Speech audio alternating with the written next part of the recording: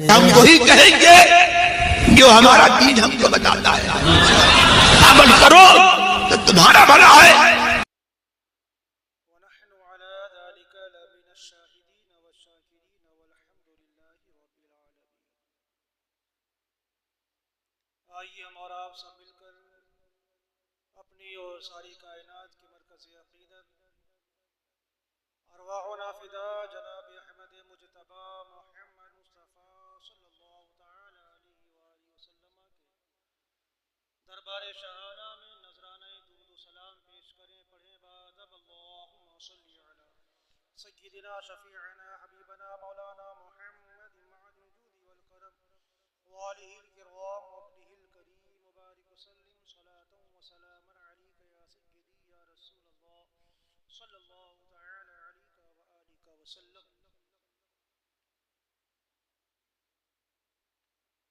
سرکار اعلیٰ حضرت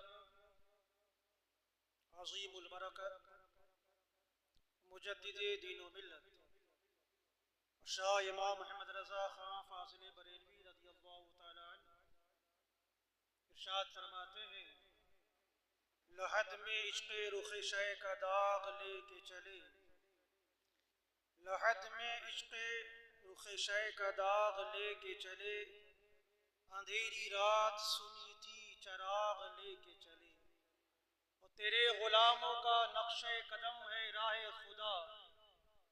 تیرے غلاموں کا نقش قدم ہے راہ خدا. وہ کیا بہک سکے جو یہ سراغ لے کے چلے. اور جنا بنے گی محبان چار یار کی قبر. جنا بنے گی محبان چار یار کی قبر جو اپنے سینے میں یہ چار باغ لے کے چلے. اور رضا کسی سگے طیبہ کے پاؤں بھی چومے. رضا کسی سگے طیبہ کے پاؤں بھی چومے. تم اور آہ کے اتنا دماغ لے کے چلے. حضرات سب سے پہلے وارث علوم اعلی حضرت جانشین حضور مفتی اعظم ہند قاضی القضات فی الہند سرکار حضور تاج الشریعہ علیہ رحمت والرضوان کا عرس سراپا قدس ہم سب غلاموں کو بہت بہت مبارک ہو. اللہ تبارک و تعالی ان کے فیضان سے ہم لوگوں کو مالا مال فرمائے.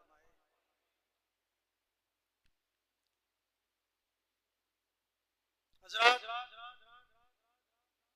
اللہ تبارک و تعالی نے ایک نظام ایک سسٹم بنایا ہے جس نظام اور سسٹم کے ساتھ انسانی زندگی کی بقا ہے. اگر انسان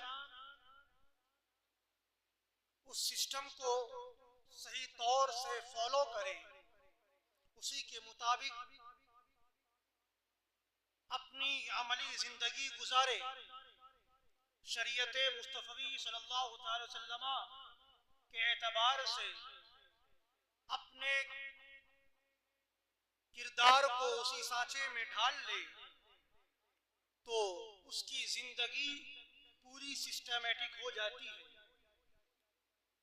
انسان کو احکام خداوندی پر عمل کرنا لازم و ضروری ہے. دیکھیں یہ گھاس پھوس یہ پودے یہ درخت یہ سرسبز و شاداب کھیتیاں اللہ تبارک و تعالیٰ نے ان تمام چیزوں کو پیدا کیا.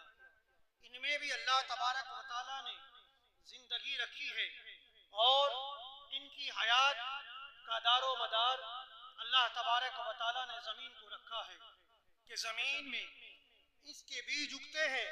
زمین کے رس کو چوستے ہیں اور پھر کہیں جا کر یہ پودے ہرے بھرے ہو کر لہلہانے لگتے ہیں. اوپر اڑتے جاتے ہیں پھلتے ہیں پھولتے ہیں. زمین کی دو قسمیں اللہ تبارک و تعالیٰ نے بنائی ہے. ایک وہ زمین جو جسے زرخیز زمین کہا جاتا ہے. ایک وہ جسے بنجر زمین کہا جاتا ہے.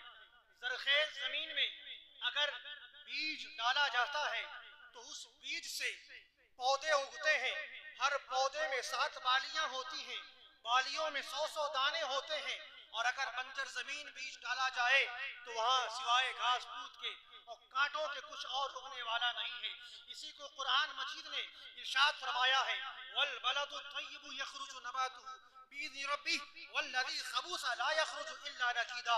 اور جو سرسبز کھیتیاں زمین ہیں, جو زرخیز زمین ہے, وہ اللہ تبارک و تعالیٰ کے حکم سے اس میں ہریالیاں ہوتی ہیں, اس میں پودے اگتے ہیں.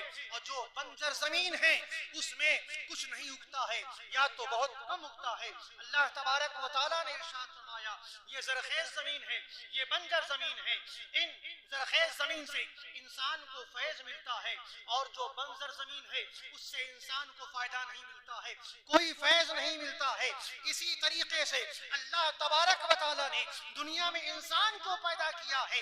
ایک وہ انسان ہوتا ہے کہ جو خود بھی فیض اٹھا پاتا ہے اور اپنے سے دنیا میں لوگوں کو فیض بانٹتا نظر آتا ہے, اور ایک انسان وہ ہوتا ہے جو کہ خود بھی گمراہ ہے اور اس کی بنیاد پر دوسرے فائدہ تو نہیں حاصل کر پاتے, لیکن یہ ہے کہ وہ لوگ گھاٹا اٹھاتے ہیں, نقصان میں رہتے ہیں.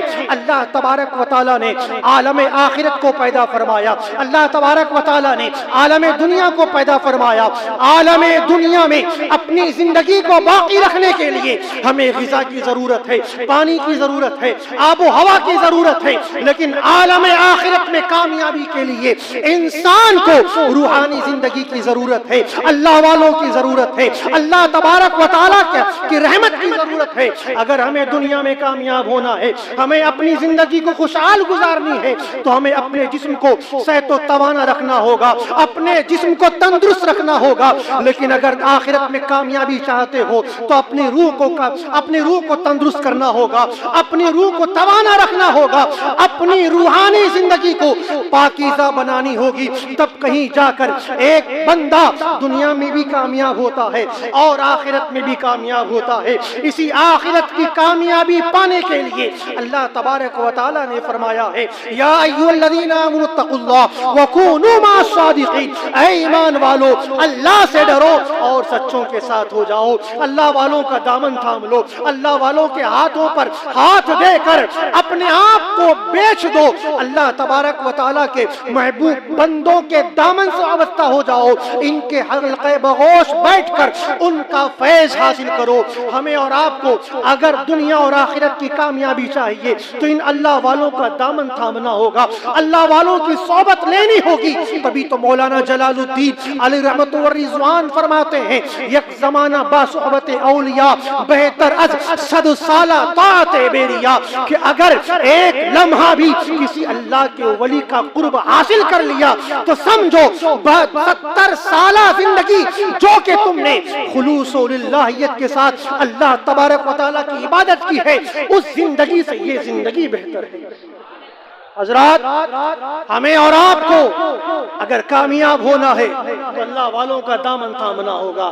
اگر ان کا فیض لینا ہے تو ایسے لوگوں سے فیض لینا ہوگا کہ جو زرخیز ہیں, بنجر نہیں ہیں. کوئی بھی پاگل, کوئی بھی انسان یہ نہیں سوچے گا کہ لاؤ بنجر زمین میں ہل چلائیں اور وہاں سے کچھ حاصل کریں. زرخیز زمین میں ہی بیج ڈالا جاتا ہے, وہیں سے پودے نکلتے ہیں. پودوں میں بالیاں ہوتی ہیں, بالیوں میں 100 دانے ہوتے ہیں. پھر اللہ تبارک و تعالیٰ ارشاد فرماتا ہے, تم نے زمین میں ایک بیج ڈالی تھی, یہ اللہ کا کرم ہے, اللہ کی رحمت ہے کہ اللہ تبارک و تعالیٰ نے تمہارے گود میں 100 دانے عطا فرمائے. تو ہمیں اور آپ کو بھی چاہیے کہ کسی ایک اللہ والے کا دامن, کسی ایسے پیر کامل کا دامن تھامنا ہوگا کہ جس کی بنیاد پر ہماری گود میں بھی 100 دانے آئے, ہم بھی کامیاب ہو جائیں, اللہ تبارک و تعالیٰ کی رحمتوں کا حصہ ہمیں بھی مل جائے.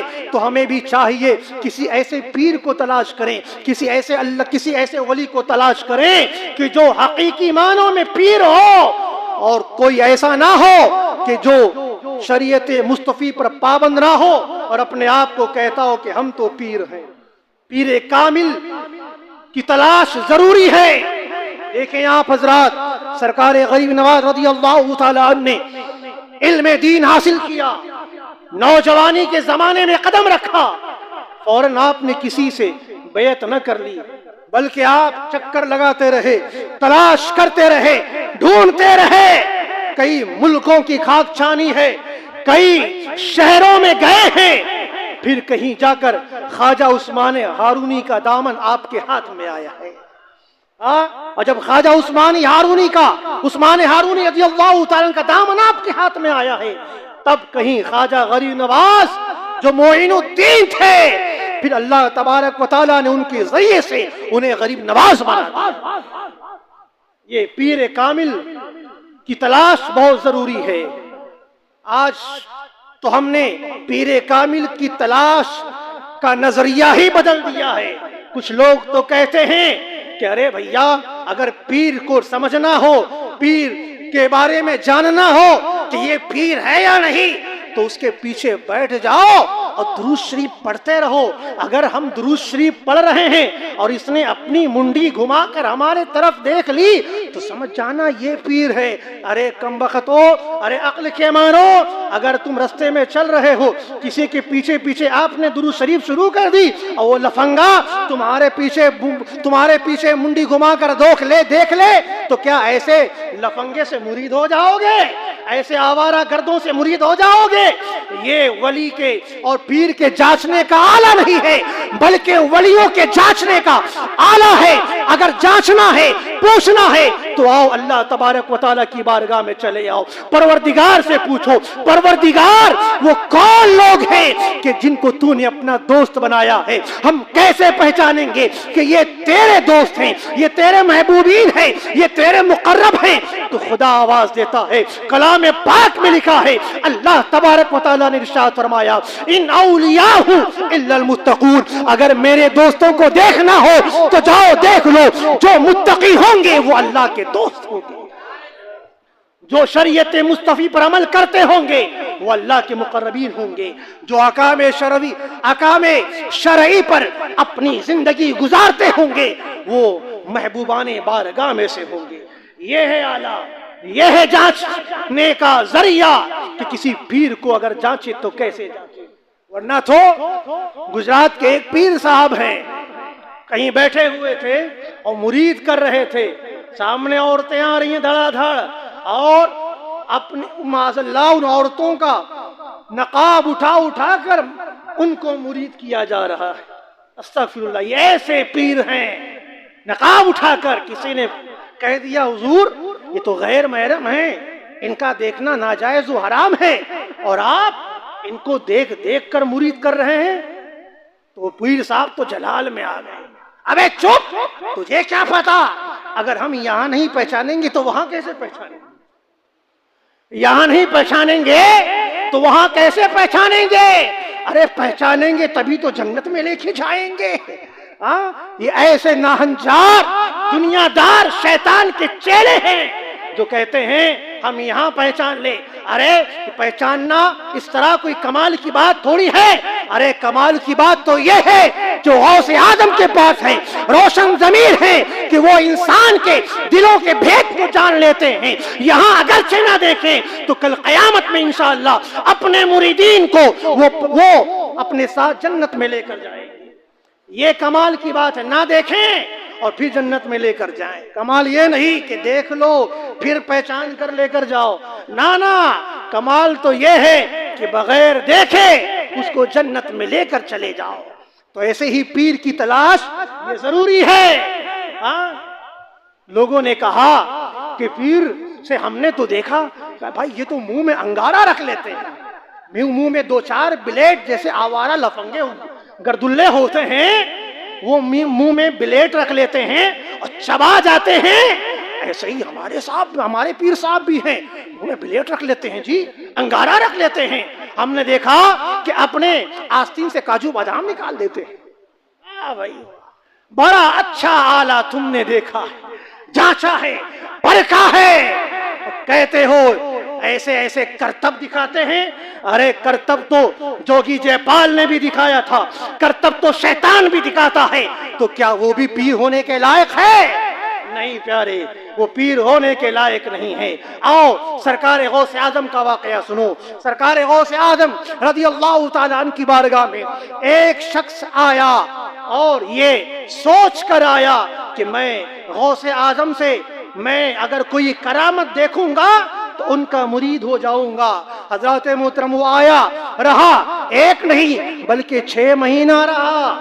سرکار غوث اعظم کو پتا چل گیا تھا یہ آیا ہے تو کس لیے آیا ہے، کیا سوچ کر آیا ہے، کس مقصد کے تحت آیا ہے۔ حضرات محترم یہ سوچ کر آیا تھا کرامت دیکھوں گا تو مرید ہو جاؤں گا، لیکن وہ پیر روشن ضمیر ہیں جو دلوں کے بھیدوں کو بھی جان لیتے ہیں، انہوں نے اس کی آنکھوں پر پردہ ڈال دیا۔ کرامتیں ہو تو رہی ہیں، کبھی آپ مشکلات کو حل کر رہے ہیں، کبھی آپ ڈوبی ہوئی نیا کو تیرا رہے ہیں، کبھی آپ بانجھ عورت کو بچہ دے رہے ہیں، کبھی مردے کو زندہ کر رہے ہیں، کبھی لوگوں کی پریشانیوں کو دور کر رہے ہیں۔ یہ کرامتوں کا ظہور تو ہو رہا ہے، لیکن آپ نے اس کی آنکھوں پہ پردہ ڈال دیا ہے، اس لیے اسے کرامتیں نظر نہیں آ رہی ہیں۔ ایک نہیں بلکہ 6 مہینہ ہو گیا، کرامت نہ دیکھا تو بوریا بسترا اٹھایا اور چلنے کی کوشش کیا۔ غوث اعظم نے فرمایا ادھر آ، کہاں جا رہا ہے؟ حضور اب جا رہا ہوں۔ کس لیے آیا تھا؟ میں تو حضور سے مرید ہونے کے لیے آیا تھا، میں نے سنا تھا کہ غوث اعظم بڑے با کرامت ولی ہیں، میں نے سوچا تھا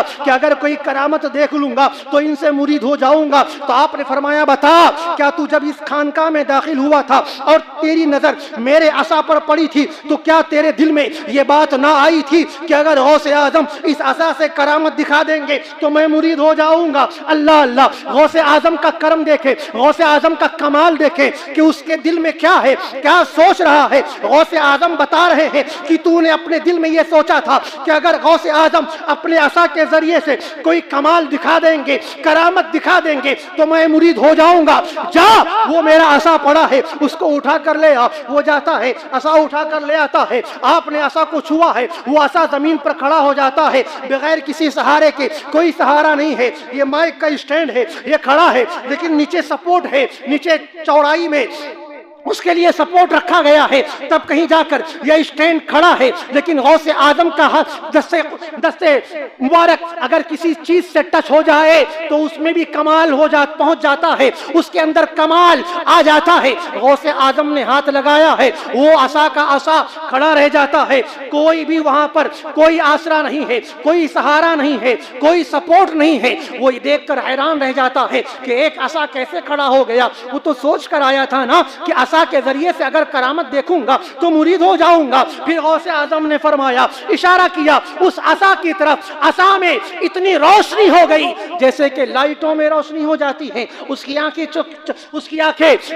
چوندیا جاتی ہیں، اس کے آنکھوں میں اس کا نور اتنا سما جاتا ہے، فوراً قدموں میں گر کر وہ آپ کا مرید ہو جاتا ہے۔ حضرات یہ غوث اعظم ہیں، فرماتے ہیں تو نے تو یہ سوچ کر یہاں پر قدم رکھا تھا کہ کرامت دیکھوں گا تب کہیں جا کر میں مرید ہوں گا۔ سن لے، کرامت اس چیز کا نام نہیں کوئی ہوا میں اڑے، کرامت اس چیز کا نام نہیں کوئی منہ میں انگارہ رکھے، کرامت اس چیز کا نام نہیں کہ کوئی پانی پر چلے۔ ارے کرامت کہتے ہیں الاستقامت فوق الکرامت، جو استقامت پر قائم رہتا ہے وہ کرامت سے بھی اعلیٰ درجے پر فائز ہوتا ہے۔ جو اللہ اس کے رسول کی بتائے ہوئے احکام پر عمل کرتا ہے، شریعت مصطفی پر اپنی زندگی گزارتا ہے، وہ انسان با کرامت ولی ہوتا ہے۔ غوث اعظم فرماتے ہیں الاستقامت فوق الکرامہ، یہ استقامت سب سے بڑی کرامت ہے۔ کیا کبھی تو نے دیکھا کہ میری سانس بھی شریعت مصطفی کے خلاف نکلی ہو، میرا کوئی قدم بھی شریعت کے خلاف اٹھا ہو؟ اس نے کہا حضور میں نے کبھی نہیں دیکھا، میں نے تو ہمیشہ دیکھا کہ شریعت کی روشنی میں آپ کا چلنا بھی ہے، آپ کا اٹھنا بھی ہے، آپ کا بیٹھنا بھی ہے، آپ کا سونا بھی ہے، آپ کی تمام افعال زندگی پورے کی پوری شریعت کی روشنی میں ہے۔ حضرات محترم یہ اڑنا کمال کی بات نہیں، پانی پر چلنا کمال کی بات نہیں، ورنہ جوگی جے پال بھی اڑا کرتا تھا، لیکن زمین پر رہنے والے غریب نواز کے کھڑاؤں نے جوگی جے پال کی اوقات دکھا دی اور اس کو مارتے ہوئے زمین پر لاپٹ کر تھا۔ اس زمانے کے بھی لوگ بڑے سنجیدہ تھے، ہوشیار تھے، اور آج کے لوگ تو سمجھ میں نہیں آتا۔ دماغ میں بھوسا بھرا ہے کیا بھرا ہے؟ ارے اس زمانے کے بھی انسان اتنے سمجھدار تھے، انہوں نے دیکھا جوگی جے پال اڑ رہا ہے لیکن کوئی نہ گیا، ارے بابا جی تم تو ہوے میں اڑ رہے ہو، مجھے اپنا مرید کر لو۔ کبھی سنا کسی نے جوگی جے پال کو کہا ہو کہ جوگی جے پال بابا مجھے اپنا مرید کر لو؟ بڑے پاور رکھتے ہو، بڑے کمالات تمہارے اندر ہیں، لیکن کسی نے نہ کہا، کیونکہ وہ دنیا جانتی تھی ہوا میں اڑنا یہ کمال نہیں ہے، پانی پر چلنا یہ کمال نہیں ہے، بلکہ کمال تو یہ ہے کہ زمین پر بیٹھ کر اللہ اس کے رسول کے بتائے ہوئے طریقے پر عمل کرے، یہ کمال ہے۔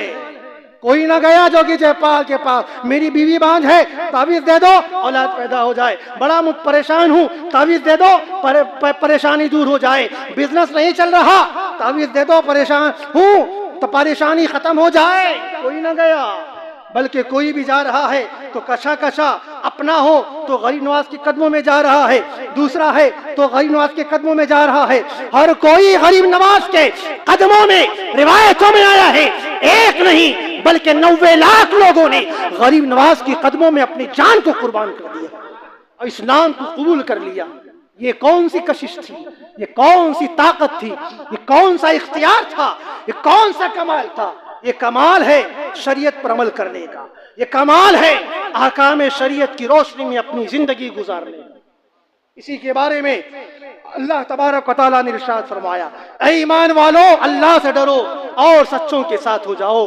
اسی وجہ سے ہم کبھی نام لیتے ہیں سچوں کا تو ہماری زبان پر غوث اعظم کا نام آتا ہے، کبھی نام لیتے ہیں سچوں کا تو ہماری زبان پر غریب نواز کا نام آتا ہے، کبھی نام لیتے ہیں سچوں کا تو ہماری زبان پر سید مخدوم اشرف سمنانی کی چوشوی کا نام آتا ہے، کبھی نام لیتے ہیں ہم اچھوں کا تو کبھی سید سالار مسعود غازی کا نام آتا ہے، کبھی نام لیتے ہیں اچھوں کا اور سچوں کا تو ہماری زبان پر حاجی وارث پاک کا نام آتا ہے، کبھی نام لیتے ہیں سچوں کا تو ہماری زبان پر اعلی حضرت الشاہ امام احمد رضا خان فاضل بریلوی کا نام آتا ہے۔ اور اس دور میں اگر ہم نام لیتے ہیں سچوں کا تو سرکار تاج الشریعہ کا نام آتا ہے، اور پھر ان کے جانشین قاضی القضات قائد ملت علامہ رضا خان کا نام آتا ہے۔ حضرات یہ وہ سچے ہیں کہ جن کے دامن سے وابستہ ہونے کے لیے ہم کو کہا گیا ہے۔ سرکار تاج الشریعہ کا عرس ابھی 15 اور 16 کا یعنی کل اور پرسوں رہا ہے، عاشقان تاج الشریعہ کا ہجوم لاکھوں کی تعداد میں۔ کون کہتا ہے سرکار تاج الشریعہ کوئی باعمل پیر کا نام نہیں؟ کیچڑ اچھالنے والوں نے بڑا اچھالا، ان کی شان کو گھٹانے کی کوششیں بہت لوگوں نے کی، لیکن جس کے مرتبے کو اللہ بلند کر دے کون ہے جو ان کے مرتبے کو گھٹا سکے؟ بہت لوگوں نے کہا کہ یہ تو اپنے آپ میں آ کر معاذ اللہ فتوے دیتے نظر آتے ہیں۔ سرکار تاج الشریعہ نے کبھی کسی کی پرواہ نہ کی ہے، نہ کسی دولت مند کی پرواہ کی ہے، نہ کسی گورنمنٹ کی پرواہ کی ہے، نہ کسی اپنے کی پرواہ کی ہے، نہ کسی غیر کی پرواہ کی ہے۔ اگر پرواہ کی ہے تو شریعت کو کی پرواہ کی ہے، اگر دیکھا ہے تو شریعت مصطفیٰ کو دیکھا ہے کہ اگر انسان شریعت کے دائرے میں ہے تو اس کو اپنا لیتے ہیں، اور اگر انسان گستاخ رسول ہے تو فرماتے نظر آتے ہیں، اے لوگوں جو شریعت کے خلاف عمل کرے گا اسے دل سے جدا کر۔ یہی تو آپ کا پیغام تھا کہ جس کو اپنا دیکھو، جس کو ایمان والا دیکھو اسے اپنے سے لگا لو، اپنے قریب کر لو، اور جو گستاخ رسول ہو، جو گستاخ صحابہ ہو اسے دل سے جدا کر دو۔ جس طرح دودھ سے مکھی نکال کر پھینک دیتے ہو اسی انداز میں پھینک دو، کیونکہ یہاں رشتے کام نہ آئیں گے، کام آئے گی تو آقا کی محبت کام آئے گی، کام آئے گی تو مصطفیٰ کا عشق کام آئے گا۔ کچھ کام نہ آنے والا ہے کل قیامت کے میدان میں، اگر کوئی کام آنے والے ہیں تو ہمارے آقا سیدنا محمد رسول اللہ صلی اللہ تعالی وسلم ہی کام آنے والے۔ آپ کے اندر اللہ تبارک و تعالیٰ نے وہ جرت، وہ استقلال، وہ بہادری، وہ عزم و حوصلہ کا ذخیرہ پیدا کر دیا تھا کہ کوئی بھی سامنے ہو آپ شریعت کے احکام بتانے کے لیے جھجک محسوس نہیں کرتے۔ پاکستان میں انٹرنیشنل میلاد کانفرنس تھی، اس زمانے میں سرکار تاج الشریعہ علیہ رحمہ وہاں بھی گئے تھے۔ اور پورا اسٹیج بڑے بڑے علماء کرام سے کھچا کھچ بھرا ہوا تھا، بڑے بڑے پیر سجادگان بیٹھے ہوئے تھے۔ سرکار تاج الشریعہ علیہ رحمہ بھی پہنچے وہاں پر، دیکھا کہ غوث اعظم کے خاندان کے ایک فرد ہیں جو بیٹھے ہیں، سوٹ بوٹ پہن کر بیٹھے ہیں اور ٹائی بھی لگائے ہیں۔ سرکار تاج الشریعہ کی نظر جیسے ہی ٹائی پر پڑی ہے، اللہ اکبر، فوراً سرکار تاج الشریعہ نے ان کو قریب بلایا اور کہا حضور یہ آپ نے جو ٹائی لگائی ہے یہ یہود و نصارہ کے مذہبی شعار ہونے کی بنیاد پر یہ ہمارے مذہب میں ناجائز و حرام ہے، آپ اسے نکال کر پھینک دیں۔ اتنا کہنا تھا، اس نے اس اسٹیج پر جتنے سجادے بیٹھے ہوئے تھے، بڑے بڑے علماء کرام بیٹھے ہوئے تھے، ہکا بکا رہ گئے، سکتے میں آ گئے۔ اللہ اکبر، یہ سرکار تاج الشریعہ ہیں کہ جن کے اندر اللہ نے وہ بہادری عطا فرمائی تھی کہ شریعت کے احکام بتانے میں کوئی ڈر نہیں ہے، کوئی جھجک نہیں ہے۔ یہ نہ دیکھا کہ غوث اعظم کے خاندان کے ہیں، بلکہ یہ دیکھا کہ شریعت کے حدود کی پامالی ہو رہی ہے۔ فوراً آپ نے تنبیہ کر دی، اور تنبیہ کرنے کے بعد آپ نے مسائل بھی بتائے، مسائل بتاتے گئے اور وہ شہزادہ غوث اعظم بڑے آرام کے ساتھ سرکار تاج الشریعہ کے مسائل کو سن رہے تھے۔ اور جیسے ہی وہ مطمئن ہو گئے، شہزادہ غوث اعظم اٹھے اور اپنے گردن سے وہ یہود و نصارہ کی غلامی کا پٹا اور ٹائی نکال کر پھینک دیا اور کہتے ہیں آج کے بعد سے یہ شہزادہ کبھی ٹائی نہیں پہنے گا۔ دیکھیں سرکار تاج الشریعہ کی جرأت، دیکھیں استقلال، دیکھیں۔ کوئی اور ہوتا تو بتاؤ، کوئی کہتا ارے نہیں شہزادے غوث اعظم بڑے باپ کی اولاد ہیں، نہ کہو، ورنہ کہیں ایسا نہ ہو کہ مرید ہم پر چڑھ دوڑے، ہمیں ہی پکڑ لے میں۔ لیکن یہ تو خاصہ تھا سرکار تاج الشریعہ، یہ ملکہ تھا سرکار تاج الشریعہ کا۔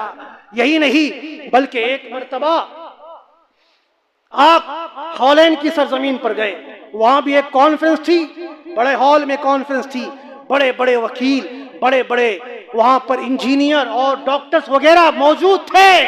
دیکھا کہ افسروں کے گلے میں ٹائی لٹکی ہے۔ پھر سرکار تاج الشریعہ علیہ رحمہ نے برملا وہاں پر ان مسائل کو بتانا شروع کیا، اور وہیں پر آپ نے ایک فتویٰ لکھ کر دے دیا کہ سن لو، یہ ٹائی باندھنا یہود و نصارہ کے مذہبی شعار ہونے کی علامت ہے، اس بنیاد پر ہمارے مذہب میں ناجائز و حرام ہے، جتنے لوگ پہنے ہوئے ہیں سب حرام کاری کے مرتکب ہیں، سب نکال دیں۔ اتنا کہنا تھا، جتنے بڑے بڑے پڑھے لکھے لوگ تھے سب نے اپنے اپنے گلے سے ٹائی کو اٹھا کر پھینک۔ یہ سرکار تاج الشریعہ کا ملکہ، ورنہ تو کون کہتا ہے؟ میں نے تو اپنی آنکھوں سے یہاں دیکھا، حضور قاضی القضات فی المہاراشٹر مفتی محمود اختر صاحب قبلہ کو میں نے اپنی آنکھوں سے دیکھا۔ ایک کھڑپ پتی کے لڑکے کی شادی اسی بمبئی میں تھی، بڑا میمن، بڑی پارٹی تھی، میں بھی اس اسٹیج پر بیٹھا تھا۔ وہاں پر ڈاکٹر نثار معرفانی پاکستان سے نعت پڑھنے کے لیے آیا تھا، وہاں محفل چل رہی ہے، لیکن 4-5 لوگ ہیں جو وہاں پر ویڈیوگرافی موبائل کے ذریعے سے کر رہے تھے۔ اسی درمیان میں حضور مفتی محمود اختر صاحب قبلہ تشریف لے آئے۔ اللہ اکبر، یہ جرأت دیکھیں، یہ استقلال دیکھیں، یہ بہادری دیکھیں، یہ شریعت پر عمل کرنے کا جذبہ دیکھیں۔ مفتی صاحب جیسے ہی اسٹیج پر تشریف لائے، آپ نے فوراً ڈاکٹر نثار معرفانی سے مائک لے لیا اور فرمایا سن لو، ہم لوگ مسلک اعلی حضرت کے ماننے والے ہیں، سنی صحیح العقیدہ ہیں، ہمارے مذہب میں ٹی وی ویڈیو کشی اور تصویر کشی ناجائز و حرام ہے، بند کر دو ورنہ اٹھ کر چلے جائیں۔ یہ نہ دیکھا کہ دولت مند ہے، یہ نہ دیکھا کہ پیسے والا ہے، یہ نہ دیکھا کہ اس کے ذریعے سے نہ جانے کتنے کام ہوتے ہیں، بلکہ برملا آپ نے شریعت کے احکام کا اظہار فرما دیا۔ یہ اللہ والوں کی شان ہوا کرتی ہے۔ سرکار تاج الشریعہ علیہ رحمہ دبئی کی سرزمین پر ہیں، وہاں پہنچے تو جمعہ کی امامت کرنی تھی، نماز پڑھانی تھی۔ اتفاق سے اس مسجد میں مائک پر نماز پڑھائی جاتی تھی، آپ کو پتا چلا، مائک فوراً ہٹا دیا اور مکبرین کو کھڑا کروا دیا کہ نہیں، مائک پر نماز مکروہ تحریمی واجب الاعادہ ہوتی ہے۔ لوگوں کے بارے میں یہ نہ سوچا کہ جن لوگوں نے ہمیں بلایا ہے کہیں ایسا نہ ہو کہہ دیں حضرت ٹھیک ہے تو آپ نہ پڑھائیں، بلکہ آپ نے اپنے جرأت و استقلال کا وہاں پر اظہار فرمایا ہے، اور جو صحیح مسئلہ ہے اسی مسئلے کو لوگوں کے سامنے رکھ دیا، مائک ہٹایا اور پھر نماز پڑھائی۔ ایک کھرب پتی تھا جو سونے اور چاندی کا بیوپاری تھا، تجارت کرنے والا تھا، وہ آیا حضور سلام کرنے کے لیے، حضور دعا کر دیں۔ کسی نے کہہ دیا حضور یہ اپنی کمپنی میں رمضان کے مہینے میں کسی وہابی سے وہاں تراویح پڑھواتا ہے۔ اللہ اکبر، اتنا سننا تھا۔ سرکار تاج الشریعہ علیہ رحمہ کے چہرے پر جلال آتا ہے، ہاتھ پھینک دیتے ہیں اور فرماتے ہیں نالائق دور ہو جا کہ تو ہے جو اپنے کمپنی میں وہابیوں کی نماز کرواتا ہے۔ اس نے کہا حضور مجھے پتا نہیں، مجھے یہ مسئلہ پتا نہیں تھا۔ تو سرکار تاج الشریعہ نے مسئلہ بتایا، اور ان دیوبندی اور وہابیوں کے غلط عقیدوں کے بارے میں بتایا۔ اس نے توبہ کی، حضور مجھے معاف کر دو۔ اس نے اللہ کی بارگاہ میں توبہ کی، سب لوگوں کے سامنے توبہ کی، اور پھر سرکار تاج الشریعہ سے عرض کرتا ہے حضور اب آپ میرے گھر میں چلیں۔ اللہ اکبر، تاج الشریعہ فرماتے نہیں ابھی میں تمہارے گھر نہیں جا سکتا، پھر کبھی میرا دورہ ہوگا تو پھر آؤں گا۔ اتنے دنوں میں تمہارے بارے میں جب تک یہ معلوم نہ ہو جائے کہ تم اپنے توبہ پر قائم ہو اس وقت تک میں تمہارے گھر نہیں جا سکتا۔ دوسرا پیر ہوتا تو ارے بھیا کاہے پیسے والے ہو کیوں تم کو ناراض کر، چلو کوئی بات نہیں، ایک مرتبہ وہابی کو بلا لیا تو کیا ہو گیا، چلو ہم بتا دیں گے، چلو ہم سمجھا دیں گے۔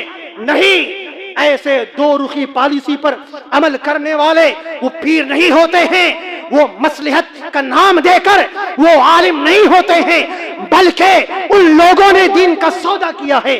اگر دین کو بچانا ہے تو ایسے عالموں کا ساتھ دینا ہوگا، ایسے پیروں کے قدم سے وابستہ ہونا ہوگا اور اپنے ایمان اور عقیدے کی حفاظت کرنی ہوگی۔ یہ ہے سرکار تاج الشریعہ۔ بات اگر کرتے جائیں تو گھنٹوں نکل جائے، لیکن سرکار تاج الشریعہ علیہ رحمت و رضوان کے اندر اللہ نے جو کمال رکھا تھا، جو خوبیاں رکھی تھی، ہم جیسے ذرہ ناچیز ان تمام خوبیوں کو کیا بیان کر سکیں گے کہ ہماری زبان میں وہ طاقت نہیں کہ ہم سرکار تاج الشریعہ کے کمال کو بیان کر سکیں۔ یہ ان کا کرم ہے کہ وہ اپنے غلاموں سے کام لے رہے ہیں۔ اللہ تبارک و تعالی ہم سب لوگوں کو سرکار تاج الشریعہ اور سرکار اعلی حضرت کے بتائے ہوئے راستے پر عمل کرنے کی توفیق عطا فرمائے، دین و سنت پر قائم فرمائے، ایمان پر استقامت، ایمان پر خاتمہ عطا فرمائے۔ وما علینا الا البلاغ۔ السلام علیکم ورحمۃ اللہ تعالی وبرکاتہ۔ استغفر اللہ ربی من کل ذنب واتوب الیہ۔